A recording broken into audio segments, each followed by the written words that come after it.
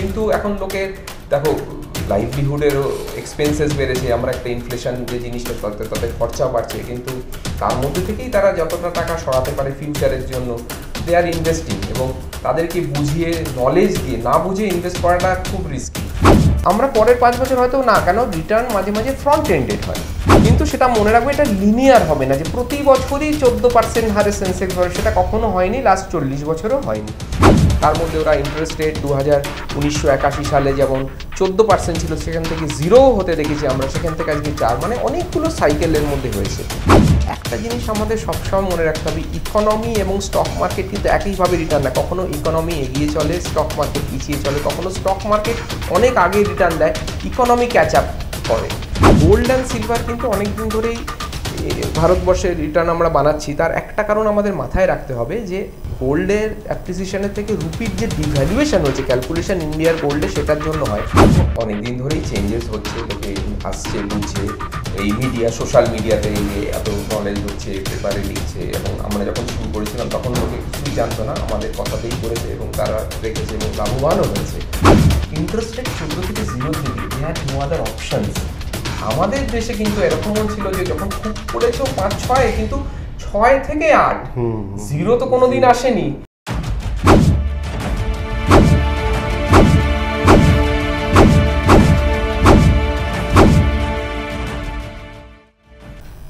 নমস্কার, শুভ সন্ধ্যা।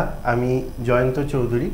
আপনাদের সাথে আমরা দুজনই আগে এসছি এবং কথা হয়েছে। আমার সঙ্গে আজকে রয়েছেন এই পার্সোনাল ফিনান্স এই ইন্ডাস্ট্রির একজন প্রবাদপ্রতি মানুষ শ্রী সজল রায়, আর আমি জয়ন্ত চৌধুরী, আমি MBA এবং একজন সার্টিফাইড ফিনান্সিয়াল প্ল্যানার। তো আজকে দাদা আপনার থেকে কিছু আমরা জেনে নেব, একটু নিজেদের মধ্যে ইন্টারাকশান করব, অনেকেই জানতে পারবে। তো আমি একটুখানি নোট করে রেখেছি যে আপনার থেকে কি কি বিষয় স্পেশালি জানা যায় বা যারা দেখছে তারা জানতে পারবে। তো একটা জিনিস জানতে চাই যে আপনি তো মোটামুটি কয়েক দশক ধরে, নিয়ার অ্যাবাউট 30 ইয়ার্স এই ইন্ডাস্ট্রিতে অ্যাডভাইস করছেন। তো সেন্সেক্সকে অনেক কম অবস্থায় থেকে বাড়তে দেখেছি আমরা, আপনি আরও দেখেছেন যেরকম 1979-এ 100 টাকায় সেন্সেক্স এসেছিলো, ওটা 85,000 ছুঁয়ে 80 থেকে 85-র মধ্যে রয়েছে। তো নেক্সট ইন্ডিয়ার গ্রোথ স্টোরি বা নেক্সট স্টোরিটা আপনি কিভাবে দেখেন, কি ভাবছেন, একটু শেয়ার করুন। Good evening, thank you Jayanta for your kind introduction. Sensex দেখো 1979-এ 100 দিয়ে শুরু হয়েছিল। আমরা যখন আমি 30 বছর 28 বছর হয়ে গেল 1997, তখন 3,000 4,000 সেন্সেক্স ছিল। তো আজকে 84,000-এ অ্যাজ অফ টুডে চলছে। তো একটা জিনিস দেখো, ক্যাগার হচ্ছে 14%। ভারতবর্ষের গ্রোথ হবে, সেন্সেক্সও গ্রো করবে, কিন্তু একটা জিনিস আমরা একটা ডাটা আমাদের সবসময় মনে রাখা উচিত, গত 45 বছরের যদি আমরা দেখি, সেন্সেক্স মোটামুটি 10 বছরে 4 গুণ হয়, 5 বছরে ডবল হয়। কখনো কিন্তু এটা সেম এই রেশিওতেই চলে না, অনেক সময় হয় 5 বছর, ধরে নাও আমি এই লাস্ট 5 বছরই ধরেছি, যদি এটা 100 হয় তাহলে 25,000 কোভিড লো যেদিন হয়েছিল 23শে মার্চ 2020-তে 25,000-এ বটম হয়েছিল সেন্সেক্স। ধরো নেক্সট 6 মাসের মধ্যে আমরা 90,000-কে 1 লাখ সেন্সেক্স দেখলাম, তাহলে আমরা 4 গুণ পেয়ে গেলাম 5 বছরে। তাহলে তুমি যেটা 10 বছরে পাওয়ার কথা সেটা তুমি যদি 4 বছরে পেয়ে যাও, তার মানে বাকি 5 বছরে মার্কেট উঠবে নামবে, কিন্তু একই জায়গায় কিন্তু ঘোরাফেরা করবে, স্টকস পারফর্ম করবে, মিউচুয়াল ফান্ডস পারফর্ম করবে। আমাদের পাওয়ার কথা 10 বছরে 4 গুণ, সেটা আমরা 5 বছর 5.5 বছরে পেলাম। তাহলে আমরা পরের 5 বছর হয়তো না কেন রিটার্ন মাঝে মাঝে ফ্রন্ট এন্ডেড হয়। তারপরেই তুমি দেখবে একই জায়গায় সেন্সেক্স, লোক ভাববে আরে এই তো সেন্সেক্স 5 বছর সেখান থেকে আবার দেখবে হয়তো ডবল হয়ে গেল। তো রেশিও হচ্ছে 14% এক্স ডিভিডেন্ড সেন্সেক্স আমাদের 45 বছর ধরে রিটার্ন দিয়েছে। তো আমাদের নেক্সট 20 বছরও রিটার্ন সেরকম হারেই চলবে, কিন্তু সেটা মনে রাখবে এটা লিনিয়ার হবে না যে প্রতি বছরই 14% হারে সেন্সেক্স বাড়ে, সেটা কখনো হয়নি, লাস্ট 40 বছরও হয়নি। সেইটা মাথায় রেখে আমরা ইনভেস্ট করব যে আমরা যখন ইনভেস্ট করি 3 থেকে 5-10 বছরের হরাইজনে করি, আমাদের রিটার্ন 12 থেকে 14%, কিন্তু এমনও অনেক বছর আসবে কিংবা 2-3 বছরও আসবে যেখানে আমরা হয়তো পজিটিভ রিটার্ন পাবো না, তাতে আমাদের মন খারাপ করার কিছু নেই। লং টার্মে আমরা কিন্তু 14% রিটার্ন পাবো। মানে ওটাই ধরে রাখতে পারি যে লিনিয়ার গ্রোথ হবে না, কখনো কম কখনো বেশি হবে, কখনো রিটার্ন ফ্রন্ট এন্ডেড হয়, কখনো ব্যাক এন্ডেড হয়, কিন্তু গত 40-45 বছরের ইতিহাস বলছে যে আমরা 14% পেয়েছি। এবং আমরা জানি যে ভারতবর্ষের গ্রোথ নেক্সট 20 বছর অ্যাটলিস্ট, আমরা বেশি দূর না যে নেক্সট 10-20 বছরও ধরি, যারা ইয়ং জেনারেশন আজকে, তাহলেও আমরা ভাবতে পারি 12 থেকে 14%। আমি আজ থেকে 28 বছর আগে যখন লোককে মিউচুয়াল ফান্ড করেছি তখনও বলেছি যে your growth would be around 12% for next 10-20 years. তাদের রিটার্ন অবভিয়াসলি 16 থেকে 18% হয়েছে। আমরা জানি অনেক ফান্ড যারা 30 বছর করেছে রিসেন্টলি দেখাচ্ছে 19%, তো সেটা হয়ে গেছে। তো আমরা নেক্সট 10-20 বছরে অতটা না ভাবলেও 12 থেকে 14% এক্সপেক্ট করতে পারি। কিন্তু একটা জিনিস যে it will never be linear, এইটা আমাদের মাথায় রাখতে হবে। আচ্ছা, আরেকটা কথা বলি যে গ্লোবাল লিডার ইউএস, সবাই তো ইউএসের দিকে তাকিয়ে থাকে। ইউএস যেমন কোভিডের সময় ডাবল ডিজিট ইনফ্লেশন দেখেছিল হিস্ট্রিতে, যেটা ইউএসএতে কোনো হয়নি আগে। তো ইউএসের গ্রোথ স্টোরি এবং সেটার ইন্ডিয়াতে ইম্প্যাক্ট কি মনে করছেন আপনি? একটা কথা আমি বলছি, ধরো প্রতিটা দেশের নিজস্ব ইতিহাস আছে স্টক মার্কেটের এবং তাদের ইকোনমি। তো ভারতবর্ষ আর আমেরিকার একটা মিল, দুজনেই কনজামশন ড্রিভেন ইকোনমি। আমেরিকার ইতিহাস তুমি যদি বলো তো এটা একটা বিগেস্ট বুল মার্কেট চলছে আমেরিকাতে প্রায় 1982 থেকে আজকে 2025 অবধি। তার মধ্যে ওরা ইন্টারেস্ট রেট 1981 সালে যেমন 14% ছিল, সেখান থেকে 0 হতে দেখেছি আমরা, সেখান থেকে আজকে 4, মানে অনেকগুলো সাইকেলের মধ্যে হয়েছে। কিন্তু আমেরিকাতে গত 5-7 বছরে আমরা অস্বাভাবিক রিটার্ন দেখেছি। অনেক স্টকস, ওদের ম্যাগনিফিসেন্ট 7 স্টকস অনেক রিটার্ন দিয়েছে। তো going forward America is such a big economy, America perform করবে। একটা জিনিস আমাদের সবসময় মনে রাখতে হবে, ইকোনমি এবং স্টক মার্কেট কিন্তু একইভাবে রিটার্ন না। কখনো ইকোনমি এগিয়ে চলে, স্টক মার্কেট পিছিয়ে চলে, কখনো স্টক মার্কেট অনেক আগে রিটার্ন দেয়, ইকোনমি ক্যাচ আপ করে। তো সেই জন্য সেই রিটার্ন যে গত 5-7-10 বছর হয়েছে সেই পরিমাণেই সেই রিটার্ন আমেরিকাতে আমরা পাবো কি না সেটা একটা ভাবার বিষয় রয়েছে। কিন্তু ভারতবর্ষের মার্কেট আমি আশা করি নেক্সট 10-20 বছরের জন্য যে একটা আমরা বুম মার্কেট দেখতে পাচ্ছি, সেখানে কিন্তু একটা গ্র্যাজুয়াল রিটার্ন আমরা দেখতে পাবো। তো আমেরিকার জন্য এখন কি হয়, আমাদের একটা বায়াস সবসময় কাজ করে, রিসেন্সি বায়াস। তো আমেরিকার এই রিটার্নের জন্য যে সবাই ভাবছে যে আমেরিকাতে আমি হিউজ রিটার্ন পাবো নেক্সট 5-10 বছরে, সেটা নিয়ে একটা সংশয় থাকতে পারে। হ্যাঁ, সেখানে যদি আমি 10-15 বছরের জন্য, 15-20 বছরের জন্য করি, হতে পারে আমি রিটার্ন পাবো। কেন আমেরিকার ইতিহাসও হয়েছে 1962 থেকে 82, আমি অনেক পুরোনো 1929-এ যাচ্ছি না, যখন গ্রেট ডিপ্রেশন এসেছিল। আমি 62 থেকে 82 ফেজেও বলছি, যখন কিন্তু আমেরিকার মার্কেটে কোনো রিটার্ন হয়নি। 82 থেকে আজকে অবধি, এই 2025 অবধি আমরা one of the biggest bull market আমেরিকাতে দেখতে পাচ্ছি, যেখানে আমরা তাদের মধ্যে অনেক চেঞ্জেসও হয়েছে, কিন্তু আমরা ওখানে লোকেরা খুব টাকা বানিয়েছে। ভারতবর্ষের মার্কেট আমরা মোটামুটি 79 থেকে সেন্সেক্স এলো, 93 থেকে 2000 যখন ইকোনমি ওপেন আপ হলো, তুমি 2003 ইরাক ওয়ারের পর থেকে যে একটা বুল মার্কেট চালু হয়েছে 2003 থেকে, যেটা আমরা 2045 কি 47 অবধি, যেটা ইন্ডিয়ার অমৃতকাল 100 বছর হবে স্বাধীনতার, সেই অবধি দেখতে পারি। এর মধ্যে অবভিয়াসলি আপস অ্যান্ড ডাউনস থাকবে। তো দুটো নেক্সট 20 বছরে দুটো দেশ কিভাবে করবে এখনই সেটা কিন্তু বলা যাচ্ছে না। একটা দেশ হয়তো আরেকটা দেশের থেকে অনেক বেটার রিটার্ন দিতে পারে, বাট টাইম উইল টেল। কিন্তু সেই জন্য আমেরিকার মার্কেটেও ইনভেস্ট যদি তুমি করো, লং টার্ম ভেবেই করতে হবে। এবং যখন যখন কারেকশন হবে, সেটা যে কোনো মার্কেটে, যে কোনো অ্যাসেট ক্লাসে, that is the time when we should invest. ঠিক ঠিক। আর আরেকটা জিনিস, যে যেরকম অ্যাসেট ক্লাসের মধ্যে ইকুইটি রয়েছে, ডেট রয়েছে, সেরকম গোল্ড অ্যান্ড সিলভার একটা আলাদা অ্যাসেট ক্লাস। তো এখন অনেক জায়গায় শোনা যাচ্ছে যে নেক্সট স্টেজে সিলভার যেটা, সেটা গোল্ডের জায়গা নিতে চলেছে। তো এরকম একটা সবার মুখে চলছে, তো এটা নিয়ে আপনি কি বলছেন? জয়ন্ত, একটা কথা বলছি, দেখো, এই আমাদের অ্যাসেট অ্যালোকেশন তো আমরা সবসময় বলি। তো অ্যাসেট অ্যালোকেশনের মধ্যে যেমন ইকুইটি, মিউচুয়াল ফান্ডের মধ্যে বলছে, যেমন আমাদের ইকুইটি হলো, হাইব্রিড হলো, ডেট হলো, একটা অ্যাসেট অ্যালোকেশন ফান্ডও আছে, কিংবা মাল্টি অ্যাসেট ফান্ড আছে, যেখানে গোল্ড অ্যান্ড সিলভার আছে। এবার তুমি যদি গোল্ড অ্যান্ড সিলভার সম্বন্ধে বলো, গোল্ড অ্যান্ড সিলভার কিন্তু অনেক দিন ধরেই ভারতবর্ষের রিটার্ন আমরা বানাচ্ছি। তার একটা কারণ আমাদের মাথায় রাখতে হবে, যে গোল্ডের অ্যাপ্রিসিয়েশনের থেকে রুপির যে ডিভ্যালুয়েশন হয়েছে, ক্যালকুলেশন ইন্ডিয়ার গোল্ডে, সেটার জন্য হয়। কেন 2011-এ গোল্ড টপ আউট করেছিল $1912, সেটা আমরা 2021 কি 22-এ গিয়ে সেটাকে আমরা ব্রেক করেছি। তো আমেরিকার ইনভেস্টাররা কিন্তু গোল্ডের লাস্ট 2011 থেকে 2021 অবধি টাকা মানায়নি। কিন্তু আমাদের দেশের ইনভেস্টাররা কেন করেছে? যেহেতু রুপি ডিভ্যালু করেছে। আমরা 1 ছিল 1947-এ, সেখান থেকে আমরা 44 দেখেছিলাম, লাস্ট 44-এরটা 88 হয়ে গেছিলো। তো we had made money both on rupee devaluation and গোল্ডের অ্যাপ্রিসিয়েশন। এবং লাস্ট 5 বছরে যেহেতু 2-3 বছরে গোল্ডের প্রচণ্ড অ্যাপ্রিসিয়েশন হয়েছে ডলার টার্মসেও, from 2000 after it broke out, আমরা এখন 4200 অব্দি দেখেছি, প্লাস রুপি ডিভ্যালুয়েশন। সেই জন্য আমরা প্রচুর টাকা এখানে বানিয়েছি। Going forward we might make money in gold, কিন্তু এই রেশিওতে করতে পারবো কি না? কেন সাইকেল চেঞ্জ হয় অনেক সময়, আমরা লাস্ট 20-30 বছর, অনেক সময় সাইকেল 30 বছরের সাইকেলও চেঞ্জ হয়। রুপি যদি খানিকটা স্ট্রং হয় তো হয়তো ওইভাবে ডিভ্যালিউ হলো না, গোল্ড বাড়লেও হয়তো আমরা সেই হারে কিন্তু পরিমাণে কিন্তু এখানে অ্যাপ্রিসিয়েশন নাও দেখতে পারি। আরেকটা জিনিস হচ্ছে যখনই রিসেন্সি প্রাইস যেভাবে ধরো লাস্ট 1 মাস 2 মাস লোক গোল্ড এবং সিলভারের জন্য যাচ্ছে, there can be a time correction in gold and silver. Obviously gold and silver should be as an asset class in your portfolio, কিন্তু সেটার জন্য দৌড়নো লাস্ট 1-2 মাসের লোকে যেভাবে ইনভেস্টার, এবং এটা আমি দেখেছি, এটা স্টক মার্কেটেও দেখেছি, এনি অ্যাসেট ক্লাস লাস্টের দিকে যখন এটা হয়, যেমন রিয়েল এস্টেট 2003 থেকে 11 কি 13, তারপরে আজকে 20 বছর ধরে তার একটা ডাউন টার্ন চলছে। সেমনি গোল্ড অ্যান্ড সিলভারের ইন্ডিয়াতে অ্যাপ্রিসিয়েশন হলো লাস্ট 2 মাসে যেভাবে লোক কিনতে চাইছে, সেটারও একটা টাইম কারেকশন হতে পারে। তাহলে নতুন যারা ইনভেস্টার, তুমি দেখো না 1,81,000 সিলভার টাচ করলো, 1 মাসের মধ্যে সেটা 1,40,000 হলো।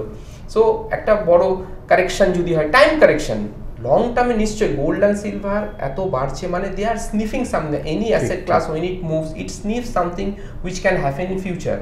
তো every investor should have an allocation. আমরা লাস্ট 15 বছর ধরেই বলেছি যে যেখানে 10% should be in gold or silver, precious metals to be quite precise, সেখানে আমার রইল। কিন্তু এখানে একটা অঙ্ক আছে যেটা আমি আমার অনেক ইনভেস্টারকে বলি, এই যে ধরো প্রতিটা ইনভেস্টার তাদের যদি, অনেকের নেই কি অনেকের যদি থাকে, ইন্ডিয়ান ইনভেস্টার 10%-এর বেশি asset allocation as a gold silver আমাদের নেই।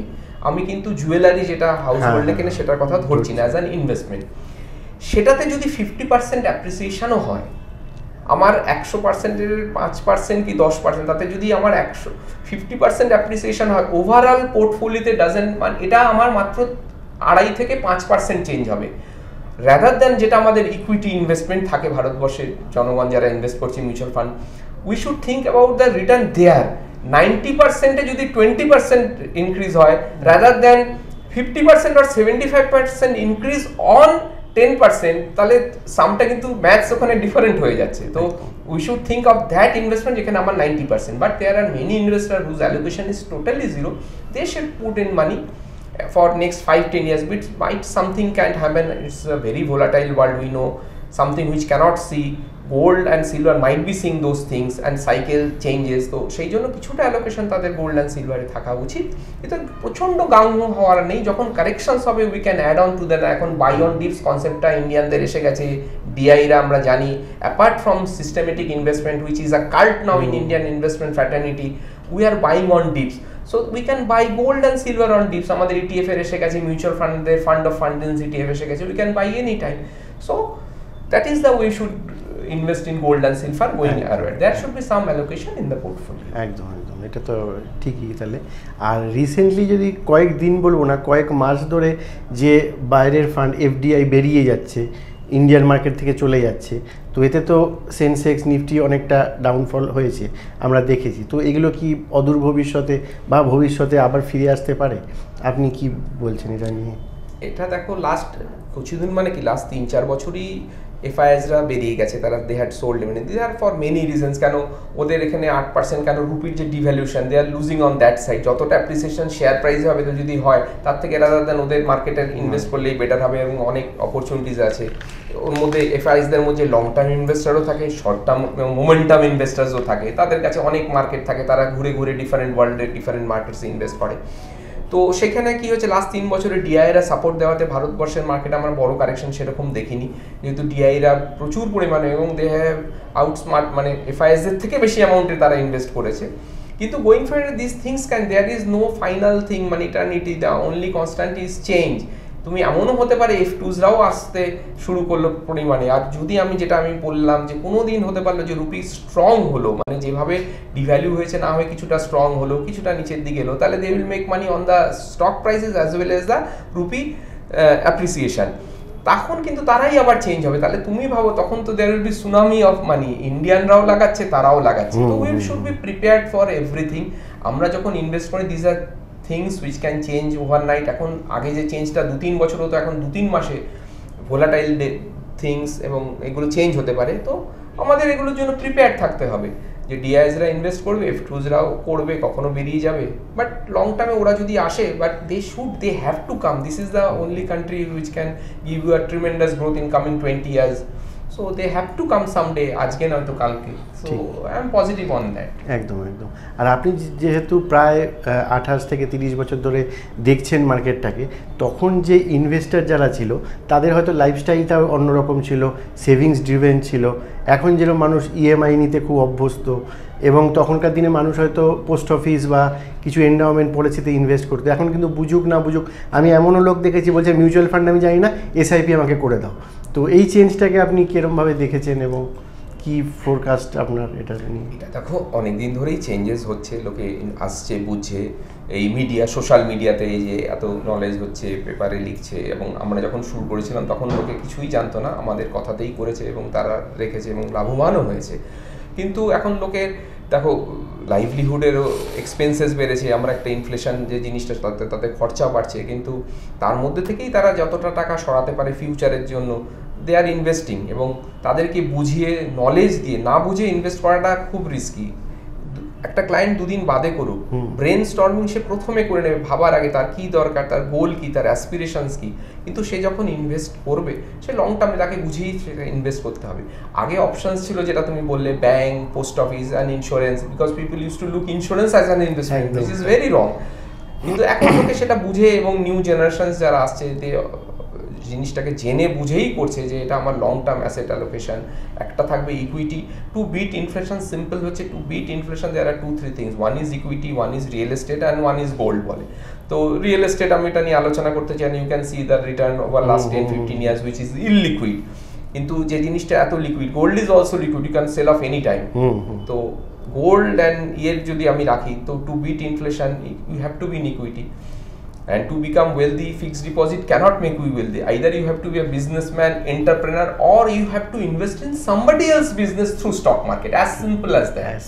So this is the thing. তো লোকে সেটা বুঝছে, জানছে, অ্যাওয়ারনেস হচ্ছে, এবং তার যতটা সামর্থ্য আছে সেই অনুযায়ী সে ইনভেস্ট করছে, আইদার সিপ, লামসাম, যখন পারছে। এখানে একটা ছোটো জিনিস বলতে চাই যে ইন্ডিয়ান যে ইনভেস্টার অ্যাভারেজ যে খুব অ্যাগ্রেসিভ, তারও হয়তো 20-30% হয়তো ইকুইটিতে আছে। সেক্ষেত্রে কিন্তু ইউএসএতে যারা ইনভেস্টার তাদের হয়তো আমি দেখেছি যে 60-70% তারা ইকুইটিতে ইনভেস্টমেন্ট করে। তো আপনি কি এটা মানে এগ্রি করছেন যে এরকম আছে সিচুয়েশনটা? হ্যাঁ, কারেক্ট। ব্যাপারটা কি হচ্ছে, যখন ইউএসএ এর যে নলেজ এবং প্রচারটা 401কে তুমি যদি মনে থাকে 70s সেই শুরু হয়েছিল, তখন থেকেই ওদের ইকুইটি, ওরাও এই ফেজ দিয়েই গেছিলো যখন টাকা বেড়েছে। এবং ওদের আরেকটা বড় কারণ ছিল ইন্টারেস্ট রেট 14 থেকে 0-র দিকে, they had no other options. আমাদের দেশে কিন্তু এরকমও ছিল যে যখন খুব পড়েছেও 5-6, কিন্তু 6 থেকে 8, 0 তো কোনোদিন আসেনি। তো সেই জন্য আমরা ওই রকম exactly apple to apple compare করতে পারবো না। ওদের তো ক্রমশ 14 থেকে 0-র দিকে চলে গেছিলো। 2020-তে কোভিডে ওদের ইন্টারেস্ট যখন লো করলো 0 ওভার 40 ইয়ার্স পিরিয়ড, 81-এ 14 ছিল। এবার কি হচ্ছে, প্লাস ওদের এই 401k হওয়াতে ওরা পেনশন ফান্ড, নলেজ, অ্যাওয়ারনেস এইগুলো এসেছিল, তো সেই জন্য ওখানে ইনভেস্ট করছিল। সেই জন্য ওখানে দেখা যায় ডাটাতে 70% লোক আর ইনভেস্ট ইন্টু ইকুইটি। ইন্ডিয়ার এত কিছু বাড়ার পরেও সেটা only 7-8% is into everything, equity and mutual funds included. এবার বলছে তোমার একটা পার্টিকুলার ক্লায়েন্টের পোর্টফোলিওতে, তো অবভিয়াসলি ওখানে 70% আছে। আমরা তো একটু কনজারভেটিভ ইনভেস্টার বেস, তাই জন্য তারা আস্তে আস্তে ক্রমশ বাড়ছে।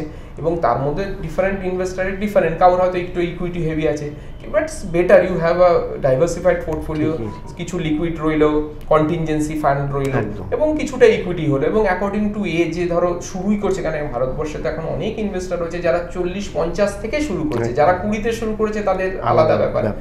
তো সেই অনুযায়ী তারা সেই ইনভেস্ট করে অ্যাকর্ডিং টু রিস্ক অ্যাপেটাইট এবং তার রিকোয়ারমেন্ট, গোলস এন্ড অ্যাসপিরেশনস। তো that will obviously vary from investor to investor. ঠিক। আরেকটা জিনিস একটু জানতে চাই, এখন সোশ্যাল ইনফ্লুয়েন্সার বা সোশ্যাল মিডিয়ায় অনেকে এসে খুব মানে ইনফরমেশান শেয়ার করছে বা নলেজ শেয়ার করছে, যেটা নিউ জেনারেশনের যে ইনভেস্টার তারা এটাতে খুব অ্যাট্রাক্টেড হচ্ছে। হয়তো কেউ বলছে যে যা এফডি আছে ভেঙে দাও, ইকুইটিতে করে দাও, বা এই কটা স্টক আগামী 5 বছরে বিশাল রিটার্ন দেবে, ইনভেস্ট করে দাও। তো আপনি কি মনে করেন এটা কীরকম ব্যাপার? জয়ন্ত, এই প্রশ্নটা খুব ভালো প্রশ্ন করেছে তুমি। আমি এটা দেখো, আমরা তো আমি তো একই ফাইন্যান্সিয়াল, আমরা বলি আমাদের ফাইন্যান্সিয়াল ডক্টরস আর ডক্টরস। তুমি যদি রিলস দেখো, ইনস্টাগ্রাম দেখো, অনেক ডক্টররাও কিন্তু অ্যাওয়ারনেস করছে, কারেক্ট? এটা এই জিনিসগুলো, ফুডসগুলো অ্যাভয়েড করা উচিত, লাইফস্টাইলের জন্য এগুলো করা উচিত। কিন্তু যখন আমাদের কোনো রিকোয়ারমেন্ট পড়ে, আমরা কি রিলস দেখি? আমরা কিন্তু সেই ডক্টরের কাছে যাই, কেন? যখন আমাদের লাইফ ডিপেন্ড করে। ইনভেস্টমেন্টও সেরকম, যদি সেরকম তোমার অভাব, ইনফ্লুয়েন্সার থেকে শোনো, তারপর নিজে পড়াশোনা করে প্রচুর এক্সপিরিয়েন্স হলো, then you can invest, or else you have to come to a doctor. অনেক লোকই শুরুতে করে, ভুল করে, তারপরে আসে। কারণ যে জিনিসটা আমাদের 28-30 বছরের অভিজ্ঞতা, এবং আমরা সারা ডে ইন ডে আউট এটা নিয়ে করছি, উই নো সাইকেলস। একটা ইনভেস্টারের তো না, মিউচুয়াল ফান্ডের definition, mutual fund are for those people who don't have the time and expertise to invest in to the market. They are being hand holded by an investor and putting their hard earn money through professional fund manager. সেই জন্য তো professional fund manager, যারা cycle বোঝে। আমাদের সব থেকে বড় ভুল স্টক মার্কেটে হয় যে আমরা রিসেন্সি বায়াসে, যখন একটা সাইকেল চলে, একটা কথা মনে রাখবে, the crowd is right in the train but wrong in the end. শুরুর দিকে সেভাবে আমি ঠিক করলাম, প্রথমে প্রফিট, কিন্তু লাস্টে গিয়ে ঠিক বেরোনোর সময় জানে না। যেটা একটা প্রফেশনাল ফান্ড ম্যানেজার, যারা মিউচুয়াল ফান্ড করে, তারা ঠিক টাইমে স্টকস চেঞ্জ করে। তো সেই অভিজ্ঞতাটা একটা ইনভেস্টার হতে, ভুল এবং রাইট হতে হতে তার 10 থেকে 20 বছর লাগে। ঠিক আছে, আমাদের ধরো 28 বছর, এবং সারাদিন আমরা এই জিনিস নিয়ে তুমি আমি পড়ে রয়েছি। তো তাদেরও দরকার, কেউ যদি নিজে করলো, সে তো করতে পারলো, তারপরে তার যদি ভুল হলো তখন সে গেল। তো আই থিঙ্ক এই ইনফ্লুয়েন্সারের জন্য এবং তাদের স্টক এবং ইজি মানি, ওয়ারেন বুফে কি বলেছে, the problem is everybody wants to become rich overnight, যেটা অসম্ভব। তো you have to give the, Rome was not built in a day, wealth creation will take time. কম্পাউন্ডিংটা কি লাগে? 10, 15, 20, 30 বছর। কেউ কি 2 বছরে বিশাল ওয়েলথ বানাতে পেরেছে? I don't think so. ওটা that will be easy go, easy come easy go, তোমার যেটা ফিউচার্সে হয়, ইয়ে করে। বাট সেখানেও নিশ্চয়ই কিছুটা নলেজ হলো, অ্যাটলিস্ট তার শুরুটা হলো। আগে তো সেই মিডিয়াতে, সেই সোশ্যাল মিডিয়ার সেই কনসেপ্টটাই ছিল না, আমাদের গিয়ে গিয়ে বলতে হতো, পেপারে লেখা ছিল না। এখন কি সোশ্যাল মিডিয়া হলো, লোক জানলো। অনেক ব্যাংক যারা ধরো এই মিউচুয়াল ফান্ড করাচ্ছে, তারা কি করছে, প্রচারটা তো করে দিচ্ছে, কাউকে দিয়ে যাত্রাটা শুরু করাচ্ছে, তারপরে তারা খুঁজছে যে আমি এটা কিভাবে আরো বাড়াবো, আমি একজন অ্যাডভাইজার খুঁজবো। তো যে যেটা নিজে করছে তার পিছনে টাইম। তবে ইয়ং জেনারেশন তারা এখন অনেক করছে, আমার ভালো লাগছে, জেনারেশন জেনে তারা আসছে। তাদের মধ্যে অনেক ভুলভ্রান্ত আছে, সাইকেলস আছে। কেন? যতই হোক আমরা সবসময় রিসেন্সি পাইছি, লাস্ট 3 বছর, 3 মাস, 5 মাস, এইগুলো লাস্ট 10 বছর, যে স্টকটা আমরা লাস্ট 10 বছর চলেছে, আমাদের মাইন্ডে কিন্তু সেইগুলো আছে। আমি 2020 সালে বলেছিলাম যে নেক্সট 10 বছরে কিন্তু অন্য স্টক, তুমি দেখো পিএসইউ, আমরা জানতাম না, ডিফেন্স, স্টিল, মেটালের একটা হিউজ র্যালি হতে পারে, সেই স্টকসটা চলবে। তো অ্যাজ অ্যান ইনভেস্টার আমরা যদি 2-3টে ডিকেড চালাতে পারি, দেখতে পারি অভিজ্ঞতা, তাহলে কিন্তু আমার নলেজ হবে যে ভুলটা আমরা কি করেছি। Until unless you make a mistake, you will not learn. ঠিক। তো that is the problem with it. ওখানে থেকে আমার জন্য অনেকে নলেজও নিচ্ছে, অনেকে কিন্তু ভুলও করছে, ভালো পালিয়েছে, রং টাইম ইউজিং। যে 2025 জানুয়ারি থেকে মার্চে যারা ডাইরেক্ট অনেক প্ল্যাটফর্ম দিয়ে ইনভেস্ট করেছিল, রং টাইম যখন টাকা বাড়ানোর কথা, তখনই তারা ভুল করে সিটগুলো বন্ধ করেছিল। That is the time you accrue more unit. তো এই নলেজটার জন্য কিন্তু আমরা কত লোকের কাছে যাব? Obviously media is doing the thing, এবং এটা ইনভেস্টরের নিজের উপর ডিপেন্ড করে যে সে কতটা তার থেকে নিতে পারে। আমরা বেশ আলোচনা করতে করতে ডেপথে এসে গেছি, বেশ মনে হচ্ছে তাই। তো সবাই খুবই ভালো লাগছে। আপনাকে একটা লাস্ট প্রশ্ন করতে চাই যে একজন সফল ইনভেস্টার, সাকসেসফুল ইনভেস্টারের সাকসেস মন্ত্রটা কি হতে পারে? দেখো, সাকসেসফুল ইনভেস্টারের সাকসেস মন্ত্র একটাই হবে। প্রথম কথা হচ্ছে, আমি যেটা দেখেছি, আমার অভিজ্ঞতা, কাট দ্য নয়েজ। এবং এগুলো লাইভ এক্সাম্পল দিলাম। একজন আমি বললাম যে এখন তো যুদ্ধ হচ্ছে, এটা হচ্ছে তোমার ইউক্রেন ওয়ারের কথা বলছি, রাশিয়ার ইউক্রেন ওয়ার, মানে 3 বছর আগে, সেই জন্য এখন ইনভেস্ট করা। আমি বললাম যে লাস্ট 40 বছরে ভারতবর্ষের মার্কেটে অনেক কিছু হয়ে গেছে, অনেক গভর্নমেন্ট এসছে, অনেক প্রাইম মিনিস্টার চেঞ্জ হয়েছে, ইকোনমি ওপেন আপ হয়েছে, উই হ্যাভ সিন এভরিথিং। মানে আমরা তো স্লাইডস পাঠাই যে প্রতি 3-4-5 বছর কত কত ঘটনা, রুপি ডিপ্রিসিয়েশন হয়েছে, আমেরিকাতে ক্রাইসিস হয়েছে 2008-এর অত বড় গ্লোবাল ক্রাইসিস, 8 তারপরে কোভিড হলো, but market has moved on. তো দিস ইজ দ্য থিং। তাহলে cut the noise, thing, focus for long term, discipline, this is the thing. And what he wants, মানে যেটা ভাববে, প্রথমে ভাবনা চিন্তা করে সেই রাস্তাতে, যখন একটা মাউন্টেনিয়ারিং এর রাস্তায় যায়, সেম মাউন্টেনিয়ারিং আর ইনভেস্টমেন্ট কিন্তু আমরা হচ্ছে শেরপা, আমরা হ্যান্ড হোল্ড করি on the long term journey. এবার তুমি যখন শুরু করলে ভাবনা চিন্তা করে সব রকম প্রিপারেশন করেই এগোছো, তুমি কি মাঝপথে ফিরে আসো? তো তখন তো তোমাকে জানো তো তুমি রাস্তায় কত রকম প্রতিঘাত হবে। তো সেম ওই ইনভেস্টমেন্টে দেখো, ওই টপে উঠে ছবি দিয়ে ফ্ল্যাগ দিচ্ছে যে নিজের দেশের country, that looks beautiful, but think of that journey. Same investment, ওটা 1.5 মাস কি 2 মাসের, এটা হচ্ছে 10-20 বছরের। There will be different cycle, আমরা জানিও না। There will be many black swan events. যে ইভেন্টটা আমরা জানি দ্যাট ইজ ওকে, যেটা হঠাৎ আমাদের মাইন্ডে যখন মার্কেট বড় বড় কারেকশন হয়, black swan events, anything can happen.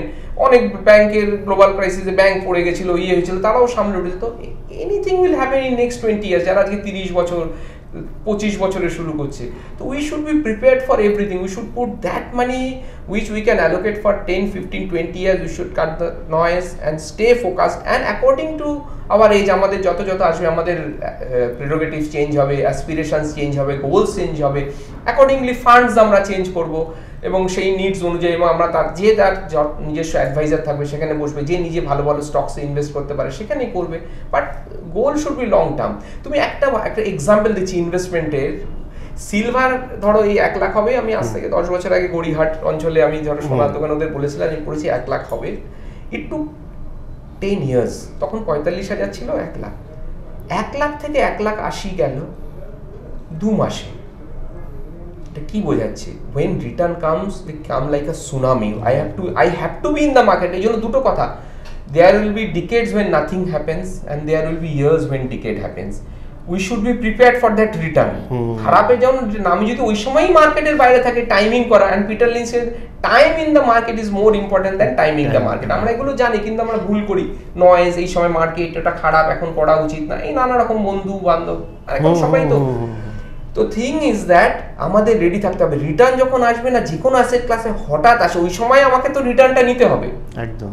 তো আই শুড বি প্রিপেয়ার্ড, যেমন ফর দুটো, আমরা নেগেটিভের জন্য যেন prepared, we should be always prepared for the positives, and we should have to be in the market to get that return, or else we'd miss everything. আমাদের 10-15 বছর 20 বছরের struggle, থাকা, আলোচনা সবকিছুই নষ্ট হয়ে যায়। এই রিসেন্টলি আমি তাই শুনছিলাম যে বলছিল সচিন তেন্ডুলকারের যে অ্যাভারেজ ব্যাটিং 54 রান ওনার অ্যাভারেজ, 54 রান কিন্তু অনেক প্লেয়ার আছে, কিন্তু ওনার টোটালটা এত বেশি কারণ উনি এত দিন স্প্যানে খেলে গেছে। এইখানে তোমার এই কথাটাই বলছে, অনেকে দেখে আমি 25% রিটার্ন পেয়েছি 3 বছর, ধরো 1 লাখে 75,000, কিন্তু 14% অন 30 বছর অন 1 লাখ, ওইটাই ভাবতে হবে যে অ্যামাউন্টটা আমি কত দিন টিকে থাকি। সচিন যেমন এই অ্যাভারেজটা, কামলির অ্যাভারেজ বোধহয় ওর থেকে বেশি, কিন্তু খেলেছে তো 17 মাস না কত, কিছুই না। তো দ্যাট ইজ দ্য থিং, কত দিন ধরে তুমি ইনভেস্টমেন্ট করছো, এবং তোমার টাকার কম্পাউন্ডিংটা কত হবে। Compounding is the 8th wonder of the world. Who understands it, who gets it, who doesn't understand, who pays it. As simple as that. So that is the thing. ঠিক আছে, খুবই ভালো লাগলো, অনেক কিছু জানতে পারলাম। যারা দেখছেন বা দেখবেন তারাও অনেক কিছু জানতে পারবেন। তো সজলদা, আপনাকে অজস্র ধন্যবাদ। তো আজকে প্রোগ্রামটা আমরা এখানেই শেষ করছি। থ্যাংক ইউ, নমস্কার। Thank you. আনন্দ আর ভালোবাসার দীপ্তিতে গড়া সমুজ্জ্বল পরমা, ঠিক তোমারই মতো। শ্যাম সুন্দর company jewellers, Agartala, Udaipur, Dharmanagar, Kolkata. Ma, there's this new Bengali matrimonial website, BABandhan.in. It's safe, verified, and just for us. Really? देर न करें, आज ही रजिस्टर करें।